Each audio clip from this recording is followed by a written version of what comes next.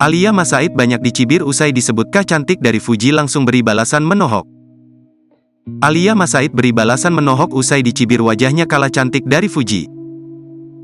Nama Alia Mas Said belakangan ramai menjadi perbincangan hangat publik dan dikaitkan dengan Fuji. Pasalnya, Alia Mas Said disebut sedang dekat dengan Tarik Halilintar, mantan kekasih Fuji. Sejak kabar tersebut beredar luas, Alia Mas Said pun terus dibandingkan dengan adik ipar mendiang Vanessa Angel tersebut. Cibiran tersebut bermula ketika Alia Mas Said sempat membuat konten dengan temannya. Dalam postingannya di TikTok, Dara 21 tahun tersebut asyik menari.